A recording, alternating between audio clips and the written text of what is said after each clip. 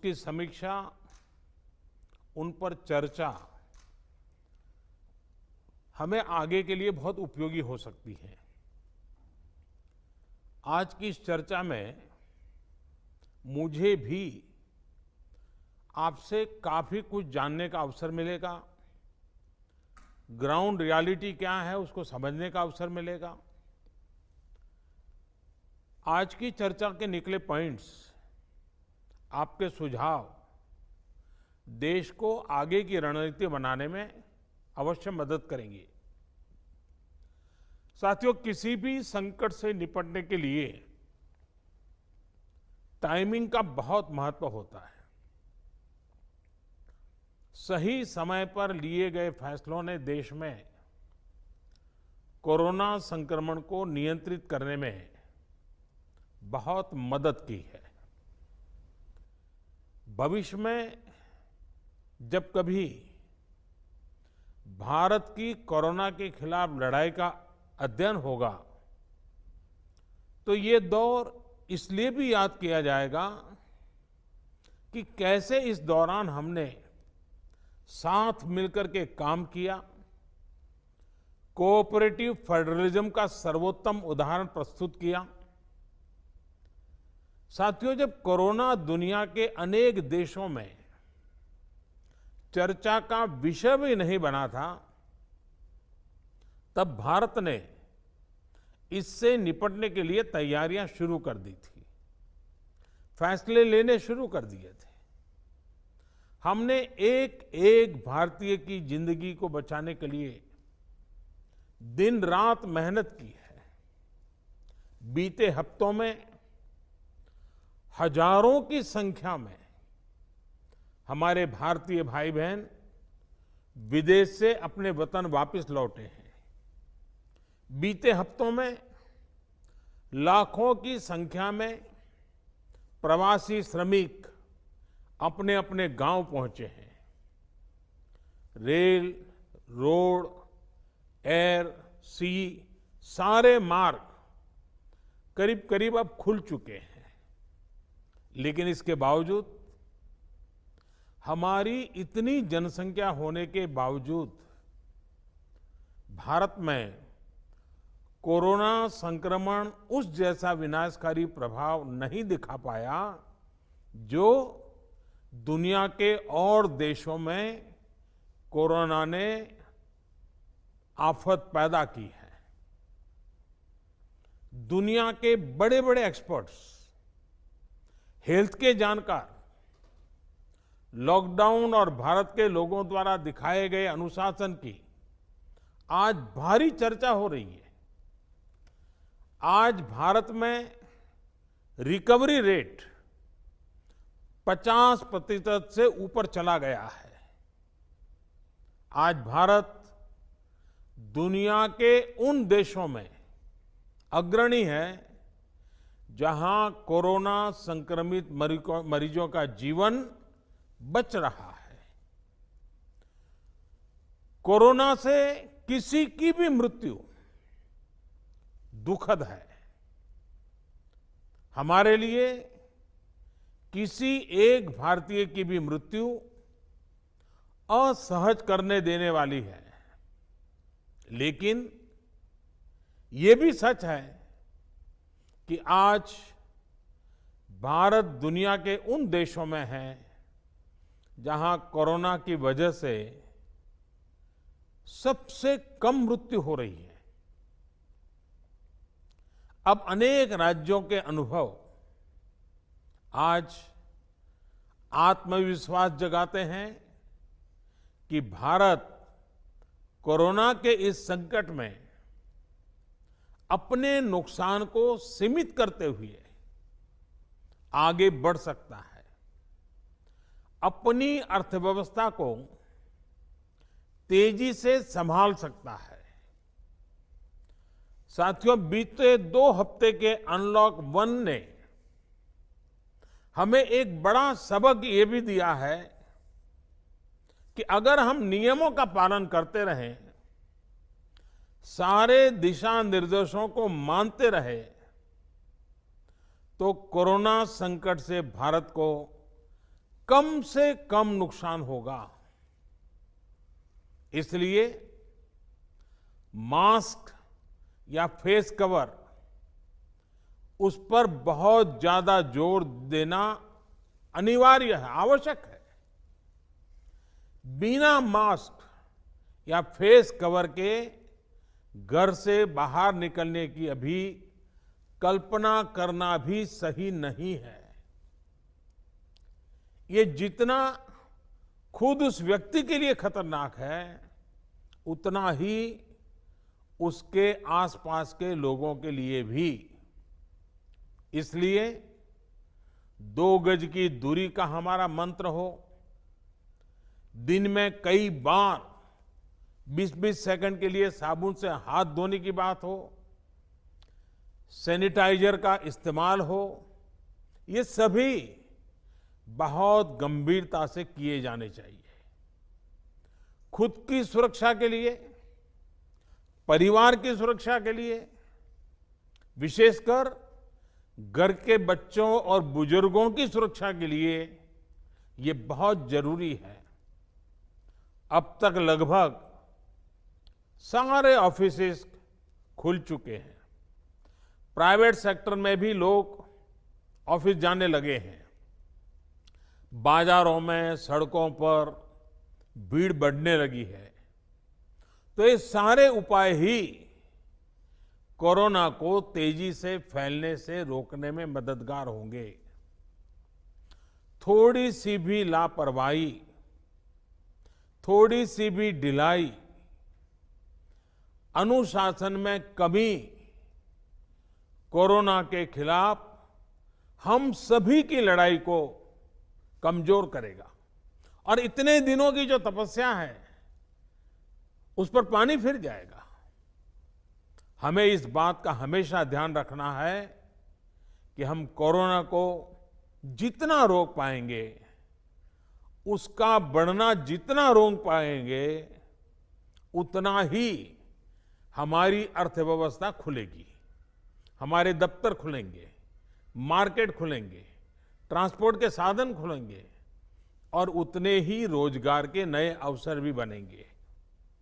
साथियों, आने वाले दिनों में अलग अलग राज्यों में इकोनॉमिक एक्टिविटी का जिस तरह विस्तार होगा, उससे मिले अनुभव दूसरे राज्यों को भी बहुत लाभ पहुंचाएंगे।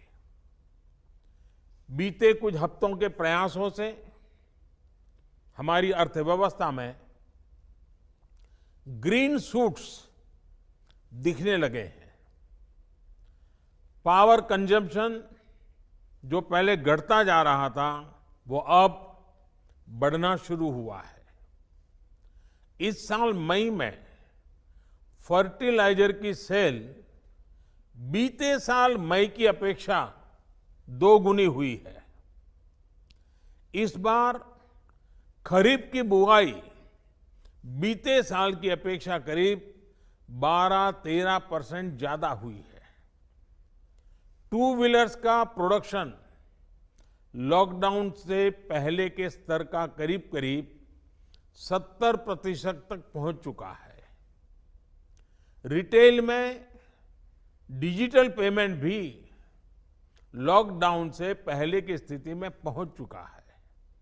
इतना ही नहीं, मई में टोल कलेक्शन में बढ़ोतरी होना इकोनॉमिक एक्टिविटी में वृद्धि को दिखाता है। लगातार 3 महीने तक एक्सपोर्ट में कमी के बाद जून में एक्सपोर्ट फिर से बाउंस बैक करके पिछले साल के प्री कोविड पीरियड में पहुंच गया है।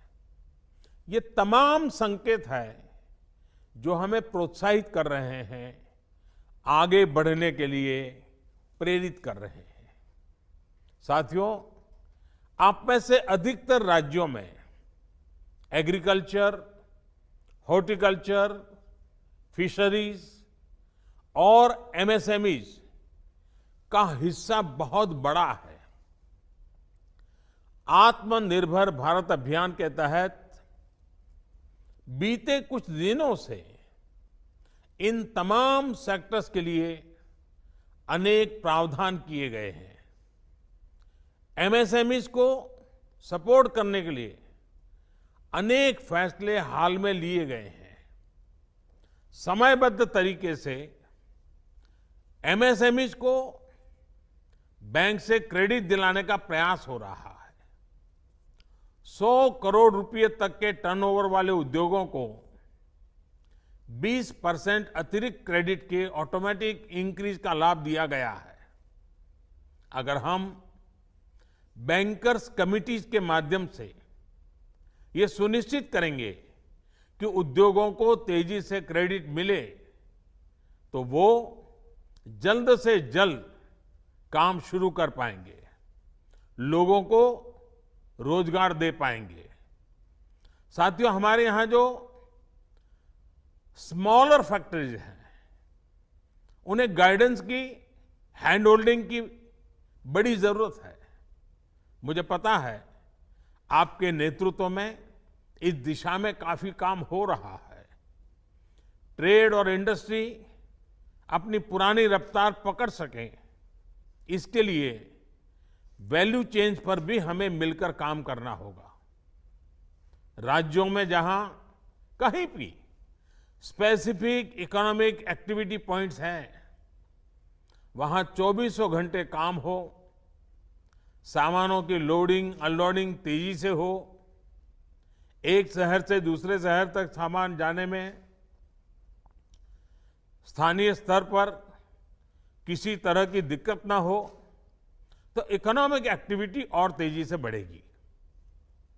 साथियों, किसान के उत्पाद की मार्केटिंग के क्षेत्र में हाल में जो रिफॉर्म्स किए गए हैं, उससे भी किसानों को बहुत लाभ होगा। इससे किसानों को अपनी उपज बेचने के लिए नए विकल्प उपलब्ध होंगे, उनकी आय बढ़ेगी और खराब मौसम के कारण, स्टोरेज के अभाव के कारण उनको जो नुकसान होता था, उसे भी हम कम कर पाएंगे। जब किसान की आय बढ़ेगी तो निश्चित रूप से डिमांड भी बढ़ेगी और राज्य की अर्थव्यवस्था की गति भी बढ़ेगी। विशेष तौर पर नॉर्थ ईस्ट और हमारे आदिवासी इलाकों में फार्मिंग और हॉर्टिकल्चर, इसके लिए अनेक अवसर बनने वाले हैं। ऑर्गेनिक प्रोडक्ट्स हो, बाम्बू प्रोडक्ट्स हो, दूसरे ट्राइबल प्रोडक्ट्स हो, उनके लिए नए मार्केट का द्वार खुलने वाला है। लोकल प्रोडक्ट के लिए जिस क्लस्टर बेस्ड रणनीति की घोषणा की गई है, उसका भी लाभ हर राज्य को होगा। इसके लिए जरूरी है कि हम हर ब्लॉक, हर जिले में ऐसे प्रोडक्ट्स की पहचान करें जिनकी प्रोसेसिंग या मार्केटिंग करके एक बेहतर प्रोडक्ट हम देश और दुनिया के बाजार में उतार सकते हैं। साथियों, बीते दिनों आत्मनिर्भर भारत अभियान के तहत जितनी भी घोषणाएं की गई हैं, वो एक निश्चित समय सीमा के भीतर जमीन पर उतरे, इसके लिए हमें एकजुट होकर काम करना है। इस पृष्ठभूमि में कोरोना से लड़ाई और इकोनॉमिक एक्टिविटी से जुड़े आपके जो सुझाव हैं, जो तैयारियां हैं, वो जानने के लिए मैं बहुत उत्सुक हूं और मुझे पक्का विश्वास है कि अनुभव के आधार पर आपकी जो बातें आएगी, वो आने वाले रणनीति बनाने में बहुत काम आएगी। मैं गृह मंत्री जी से आग्रह करता हूं कि वे आगे की चर्चा का संचालन करें, उसकी समीक्षा, उन पर चर्चा हमें आगे के लिए बहुत उपयोगी हो सकती है। आज की इस चर्चा में मुझे भी आपसे काफी कुछ जानने का अवसर मिलेगा, ग्राउंड रियलिटी क्या है उसको समझने का अवसर मिलेगा। आज की चर्चा के निकले पॉइंट्स, आपके सुझाव देश को आगे की रणनीति बनाने में अवश्य मदद करेंगे। साथियों, किसी भी संकट से निपटने के लिए टाइमिंग का बहुत महत्व होता है। सही समय पर लिए गए फैसलों ने देश में कोरोना संक्रमण को नियंत्रित करने में बहुत मदद की है। भविष्य में जब कभी भारत की कोरोना के खिलाफ लड़ाई का अध्ययन होगा, तो ये दौर इसलिए भी याद किया जाएगा कि कैसे इस दौरान हमने साथ मिलकर के काम किया, कोऑपरेट